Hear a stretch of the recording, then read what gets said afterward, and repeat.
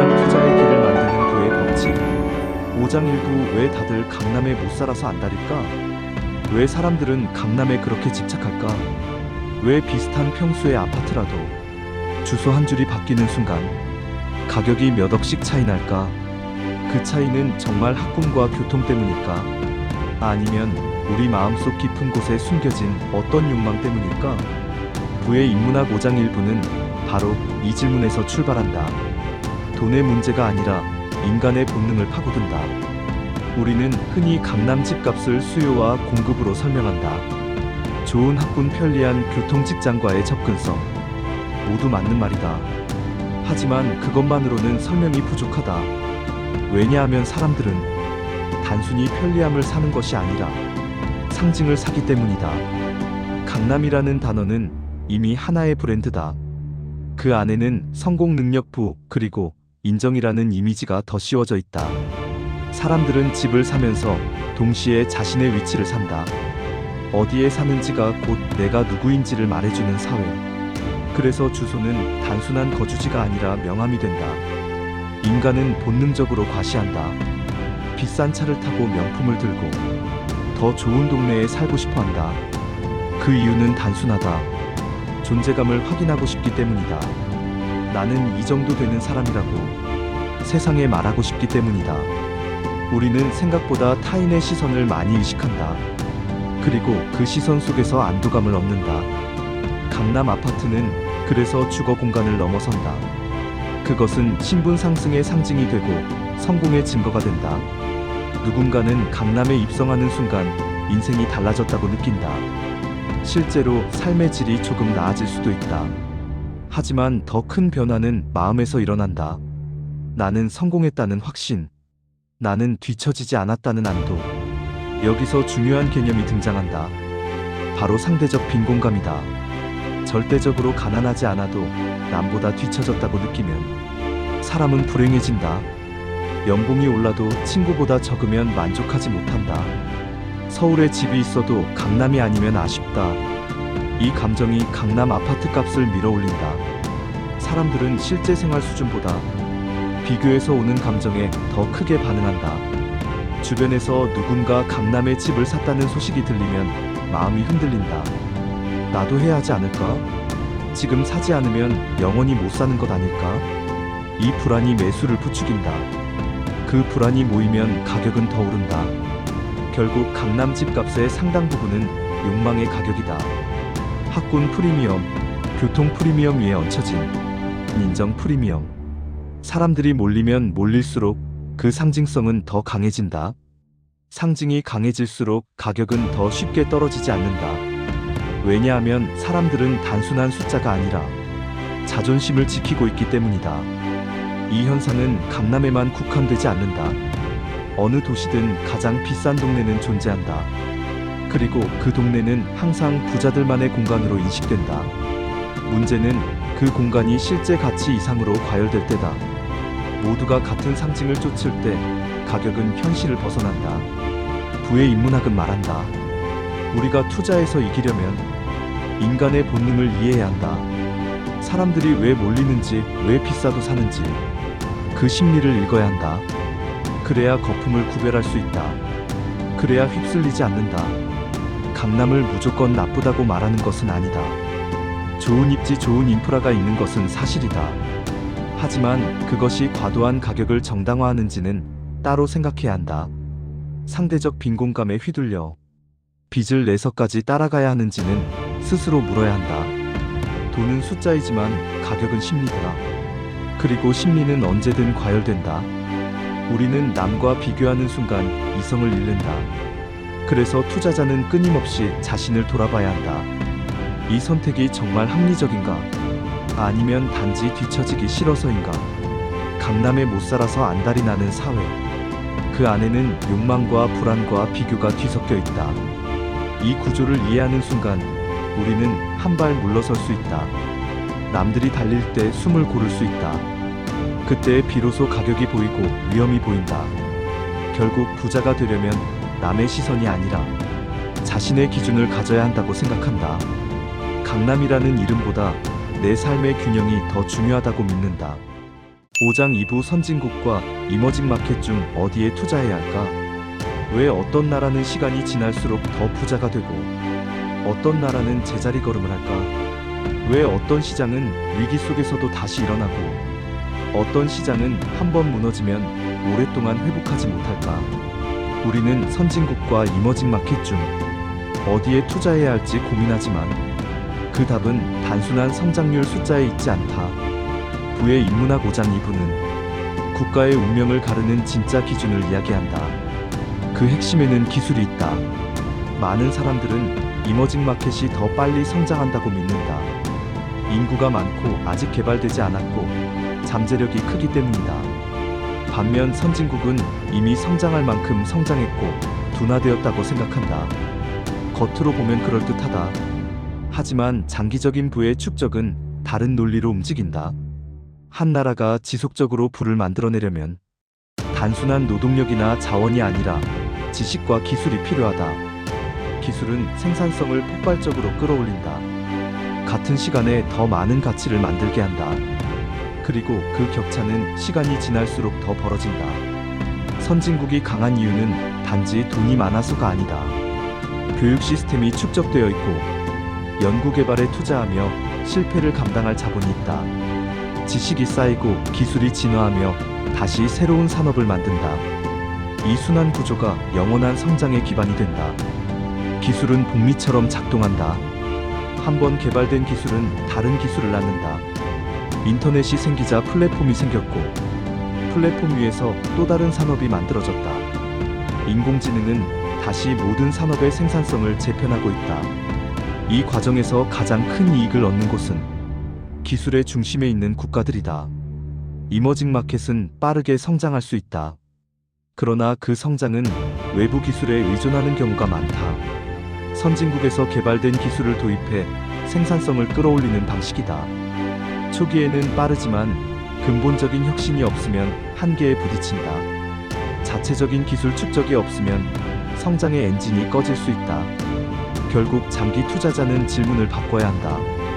어느 나라가 더 빨리 성장하느냐가 아니라 어느 나라가 기술을 창조하고 지식을 축적하느냐를 봐야 한다. 이 차이는 5년이 아니라 20년, 30년 뒤에 결정적인 격차로 나타난다. 지식과 기술이 많아지면 왜 부가 폭발적으로 커질까? 그 이유는 한계 비용이 거의 제로에 가까워지기 때문이다. 소프트웨어 하나를 개발하면 전 세계에 복제할 수 있다. 플랫폼 하나를 만들면 수억 명이 동시에 사용한다. 물리적 자원에 묶이지 않는 산업은 상상 이상의 수익을 만든다. 선진국에는 이런 구조를 가진 기업들이 많다. 글로벌 플랫폼 기업, 반도체 기업, 바이오 기업. 이 기업들은 기술을 기반으로 전 세계에서 수익을 거둔다. 국경을 넘어 이익을 흡수한다. 그 이익은 다시 연구개발로 재투자된다. 이 선순환이 국가 전체의 부를 키운다. 물론 선진국도 항상 안전한 것은 아니다. 거품이 생기고 위기가 찾아온다. 그러나 기술 기반이 단단하면 회복 속도가 빠르다. 새로운 산업이 위기를 대체한다. 역사는 이를 반복해서 보여주었다. 투자자는 단기 성장률의 유혹에 빠지기 쉽다. 높은 경제 성장률과 인구 증가율은 매력적으로 보인다. 하지만 구조를 보지 않으면 위험하다. 성장의 질이 무엇인지 살펴야 한다.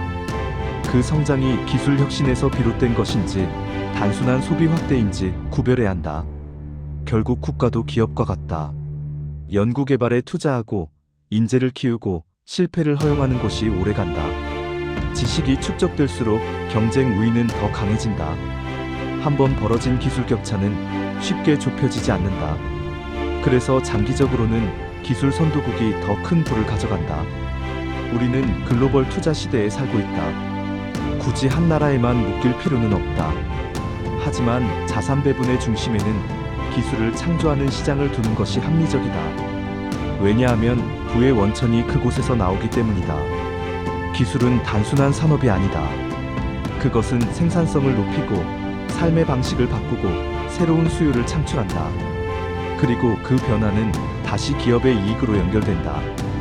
이익은 주가로 반영되고 장기 투자자는 그 과실을 나눈다. 결국 질문은 이것이다. 우리는 일시적인 성장에 투자할 것인가? 아니면 영원한 성장의 기반에 투자할 것인가? 겉으로 보이는 숫자보다 보이지 않는 지식과 기술의 축적을 읽어야 한다. 장기적으로는 결국 기술을 창조하는 나라와 기업이 승리한다고 생각한다. 그래서 화려한 성장률보다 보이지 않는 기술력을 먼저 보려고 한다. 5장 3부 20대 80의 법칙을 투자에 활용하는 방법. 왜 어떤 사람은 조금만 투자해도 큰 돈을 벌고 어떤 사람은 평생을 노력해도 제자리일까? 운의 차이일까? 아니면 우리가 모르는 법칙이 숨어 있을까? 부의 인문학 5장 3부는 그 질문에 하나의 강력한 힌트를 던진다. 세상은 생각보다 불공평하게 움직인다는 사실이다. 그리고 그 불공평 속에 오히려 기회가 있다는 점이다. 이 장의 핵심은 20대 80의 법칙이다. 전체 결과의 대부분이 소수에 의해 만들어진다는 이야기다. 기업의 이익도 소수의 핵심 사업에서 나오고 주식시장의 수익도 소수의 종목이 끌어올린다. 부동산 역시 마찬가지다.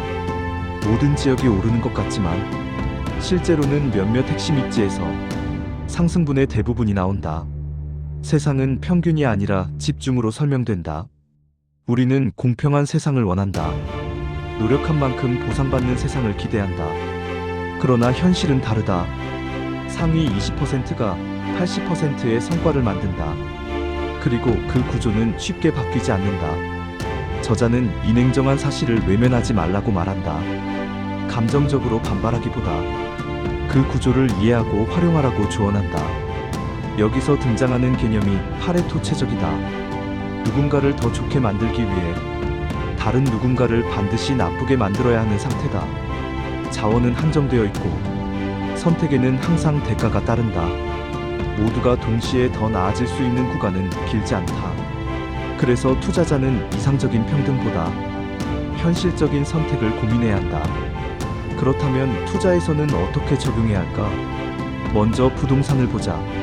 모든 지역에 분산한다고 해서 안전한 것이 아니다. 상승을 주도하는 핵심 지역이 따로 있다. 인구가 몰리고 일자리가 늘고 교통과 교육 인프라가 집중되는 곳이 결국 대부분의 수익을 만든다. 나머지 지역은 정체되거나 미미한 상승에 그칠 가능성이 높다. 부동산 투자자라면 전체 시장 평균이 아니라 상위 20%의 입지를 찾는 데 집중해야 한다. 입지를 고를 때도 마찬가지다. 같은 도시 안에서도 가격 상승을 이끄는 소수의 단지가 있다. 학군과 브랜드와 희소성이 결합된 곳이다. 모두가 알고 있지만 쉽게 살 수 없는 곳이 장기적으로 대부분의 가치를 흡수한다. 그래서 자금이 한정되어 있다면 애매한 여러 채보다 확실한 한 채가 나을 수 있다. 물론 위험을 고려해야 하지만 핵심 자산의 힘을 이해해야 한다. 주식 투자에서도 20대 80의 법칙은 분명하게 드러난다. 시장 수익률을 이끄는 것은 소수의 혁신 기업이다.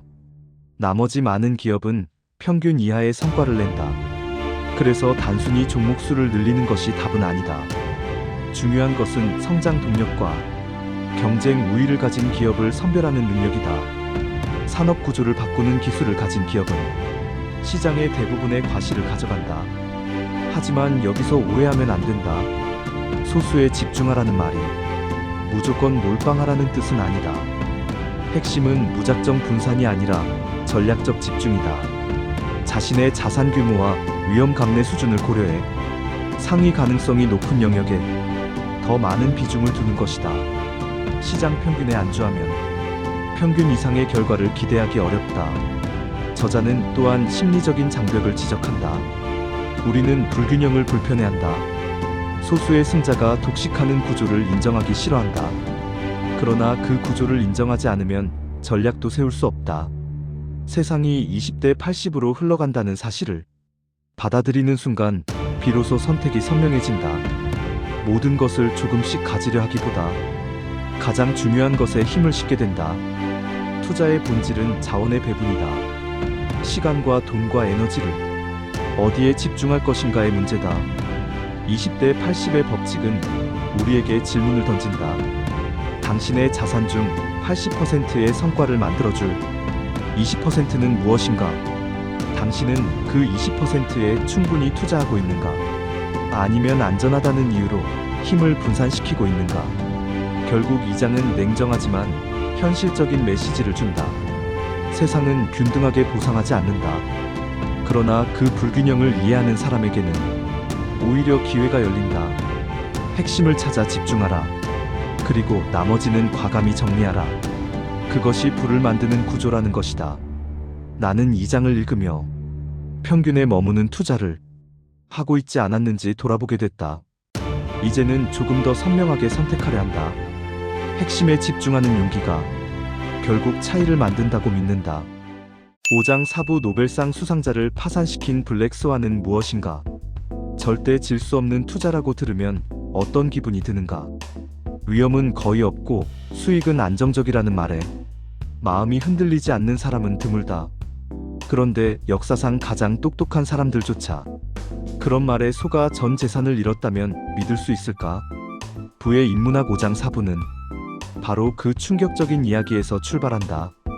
노벨상 수상자들까지 참여한 천재들의 펀드가 왜 무너졌는지 그 이면을 파헤친다. 이 장의 핵심 키워드는 블랙스완이다. 거의 일어나지 않을 것 같지만 한번 터지면 모든 것을 뒤흔드는 사건이다. 평소에는 존재감이 없다가 어느 날 갑자기 나타나 질서를 무너뜨린다.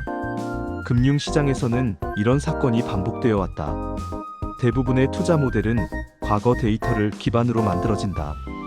평균과 표준 편차와 확률 분포를 계산해 위험을 예측한다. 그러나 블랙스완은 그 계산의 바깥에서 등장한다. 노벨상 수상자들이 참여한 헤지펀드는 수학적으로 거의 완벽한 전략을 구사했다.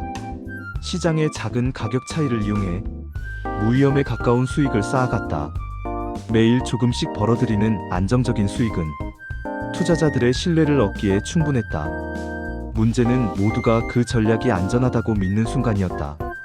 예상하지 못한 거대한 변동이 발생했고 수학 모델이 전제한 범위를 훌쩍 뛰어넘는 손실이 발생했다. 레버리지는 수익을 키우는 도구였지만 동시에 파산을 가속하는 장치였다. 왜 이런 일이 벌어졌을까? 저자는 리스크가 우리가 생각하는 것보다 훨씬 크다고 말한다. 통계는 과거를 설명할 뿐 미래를 보장하지 않는다. 우리는 평균적인 날을 기준으로 우산을 준비하지만 폭우는 평균을 따르지 않는다. 금융시장도 마찬가지다. 대부분의 시간은 조용하지만 위기는 항상 예고 없이 찾아온다. 그리고 그 위기는 과거의 데이터로는 설명되지 않는 경우가 많다. 무위험 거래가 파산으로 끝난 이유는 과신에 있다. 작은 성공이 반복되면 사람은 위험을 잊는다. 모델이 맞았던 경험이 쌓일수록 더 큰 돈을 걸게 된다. 그러나 블랙스완은 바로 그 지점에서 기다린다. 모두가 안전하다고 확신하는 순간 시스템은 가장 취약해진다. 리스크는 눈에 보이지 않을수록 더 위험하다. 그렇다면 우리는 블랙스완을 피할 수 있을까? 완벽하게 피하는 것은 불가능하다. 대신 저자는 방향을 바꾸라고 조언한다. 블랙스완에 당하지 말고 오히려 그 사건에 베팅하라는 것이다. 평소에는 작은 비용을 감수하되 위기가 터졌을 때 큰 수익을 얻는 구조를 만드는 것이다. 예를 들어 자산의 대부분은 안정적으로 운용하되 일부는 극단적인 상황에서 수익을 내는 자산에 배분하는 방식이다. 손실은 제한적이지만 위기 시에는 폭발적인 수익을 기대할 수 있다. 또 다른 방법은 과도한 레버리지를 피하는 것이다. 빚은 평온한 시기에는 효율을 높이지만 위기에는 치명적이다. 블랙스완은 변동성을 극단으로 밀어올리기 때문에 버틸 수 있는 체력이 중요하다. 생존이 최우선이다. 시장에 남아있어야 다음 기회를 잡을 수 있다. 이 장은 우리에게 겸손을 요구한다. 아무리 뛰어난 수학자라도 미래를 완벽하게 계산할 수 없다. 확률이 낮다고 해서 일어나지 않는 것은 아니다. 오히려 낮은 확률이기 때문에 준비하지 않는 것이 더 위험하다. 투자는 수익을 계산하는 게임이 아니라 생존을 관리하는 게임이라는 사실을 잊지 말아야 한다. 블랙스완은 두렵지만 동시에 기회이기도 하다. 모두가 공포에 휩싸일 때 냉정함을 유지할 수 있다면 그 순간이 가장 큰 기회가 된다. 시장은 극단적인 낙관과 비관을 반복한다. 그 진폭을 이해하는 사람이 장기적으로 승리한다. 나는 이 장을 통해 안전해 보이는 전략이 가장 위험할 수 있다는 사실을 다시 생각하게 됐다. 결국 중요한 것은 높은 수익이 아니라 오래 살아남는 투자라는 생각이 든다. 5장 5부 돈 벌고 싶다면 혁신 기업에 투자하라. 왜 어떤 기업은 세상을 바꾸고 어떤 기업은 역사 속으로 사라질까? 왜 어떤 사람은 위기 속에서도 불을 키우고 어떤 사람은 변화에 휩쓸려 사라질까? 부의 인문학 5장 5부는 이 질문에서 시작한다. 돈을 벌고 싶다면 어디에 서 있어야 하는지 그 방향을 분명하게 제시한다. 저자는 단호하게 말한다. 돈을 벌고 싶다면 혁신 기업에 투자하라. 자본주의 사회에서 가장 강력한 부의 원천은 창조적 혁신이다. 새로운 기술과 새로운 방식이 등장하면 기존 질서는 무너지고 새로운 질서가 만들어진다. 이 과정에서 막대한 부가 탄생한다. 그리고 그 부는 변화를 만들어낸 기업과 투자자에게 돌아간다. 경제 성장은 단순히 인구가 늘어서 만들어지지 않는다. 더 많은 자원을 투입한다고 해서 지속적인 성장이 보장되는 것도 아니다. 진짜 성장은 생산성이 비약적으로 상승할 때 일어난다. 같은 시간에 더 많은 가치를 창출하는 것, 그것이 핵심이다. 그리고 그 중심에 혁신이 있다. 창조적 혁신은 편안하지 않다. 기존 기업의 이익을 빼앗고 낡은 산업을 무너뜨린다. 증기기관이 등장했을 때 마차 산업은 위기를 맞았다. 인터넷이 확산되면서 오프라인 유통은 흔들렸다. 인공지능이 발전하면서 수많은 직업이 재편되고 있다. 혁신은 누군가에게는 기회지만 누군가에게는 위기다.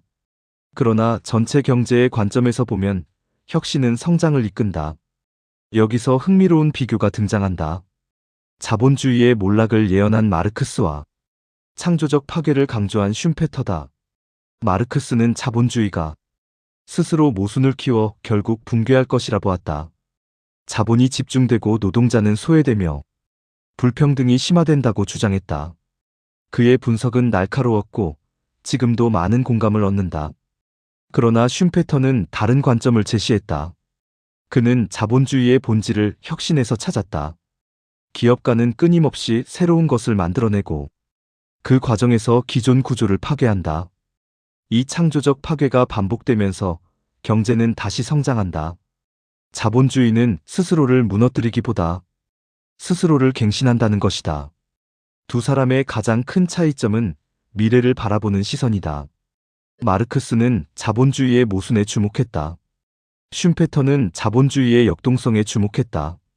전자는 붕괴를 예언했고 후자는 변화를 강조했다. 그리고 역사 속에서 우리는 수많은 위기에도 불구하고 자본주의가 혁신을 통해 다시 살아나는 모습을 목격해왔다. 그렇다면 투자자는 어디에 서야 할까? 저자는 슌페터의 시선에서 답을 찾는다. 부를 원한다면 창조적 파괴의 편에 서야 한다. 기존 질서를 지키는 기업보다 새로운 질서를 만드는 기업을 주목해야 한다. 기술을 통해 산업 구조를 바꾸는 기업, 생산성을 획기적으로 끌어올리는 기업, 전 세계 시장을 연결하는 플랫폼 기업이 바로 그 대상이다. 물론 혁신 기업에 투자하는 일은 쉽지 않다. 변동성이 크고 실패 확률도 높다.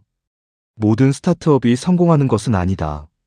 그러나 장기적으로 보면 시장의 대부분의 수익은 소수의 혁신 기업이 만들어낸다. 스마트폰을 만든 기업, 전기차 시장을 연 기업, 인공지능을 선도하는 기업은 기존의 틀을 깨며 새로운 시장을 창출했다. 그리고 그 과정에서 막대한 기업 가치가 쌓였다. 중요한 것은 유행을 좇는 것이 아니다. 진짜 혁신인지 구별하는 눈이 필요하다. 일시적인 인기와 구조적 변화를 구분해야 한다. 단기 실적보다 기술력과 네트워크 효과와 진입 장벽을 살펴야 한다. 혁신은 시간이 필요하다. 그러나 방향이 맞다면 복리의 힘은 상상을 초월한다. 또한 혁신은 특정 국가와 제도 환경 속에서 더 잘 자란다. 연구개발을 장려하고 실패를 용인하며 자본시장이 발달한 곳에서 혁신 기업은 빠르게 성장한다. 투자자는 기업뿐 아니라 그 기업을 둘러싼 생태계도 함께 봐야 한다. 결국 이 장은 묻는다. 당신은 변화의 피해자가 될 것인가? 아니면 변화의 동반자가 될 것인가? 세상은 멈추지 않는다. 기술은 계속 진화한다. 그 흐름을 거스를 수 없다면 올라타는 것이 현명하다. 혁신은 위험해 보이지만 장기적으로는 가장 강력한 성장 엔진이다. 나는 이 장을 읽으며 안전해 보이는 길보다 변화를 만드는 쪽에 서야겠다고 느꼈다. 결국 부는 두려움이 아니라 혁신을 선택한 사람에게 더 많이 돌아간다고 생각한다. 5장 6부 직관 따위 접어두고 냉정하게 판단하라. 왜 우리는 분명히 위험하다는 걸 알면서도 뜨거운 종목에 뛰어들까? 왜 뉴스 한 줄에 마음이 흔들리고 주변 사람 한마디에 판단이 바뀔까? 투자는 숫자의 게임이라고 말하면서도 결국 감정에 휘둘리는 이유는 무엇일까? 9의 인문학 5장 6부는 이 불편한 질문에서 시작한다. 저자는 단호하게 말한다. 직관 따위는 잠시 접어두고 냉정하게 판단하라. 우리는 스스로를 꽤 이성적인 사람이라고 믿는다. 그러나 실제 투자 현장에서 우리는 전혀 다르게 행동한다. 가격이 오르면 더 오를 것 같고 가격이 떨어지면 더 떨어질 것 같다고 느낀다. 이 느낌이 바로 빠른 생각이다. 빠른 생각은 직관적이고 즉각적이며 에너지를 거의 쓰지 않는다. 문제는 이 빠른 생각이 자주 틀린다는 점이다. 심리학자들은 인간의 사고를 두 가지 체계로 설명한다. 하나는 빠르고 감정적인 사고이고 다른 하나는 느리고 분석적인 사고다. 투자 실패의 대부분은 첫 번째 사고에서 시작된다.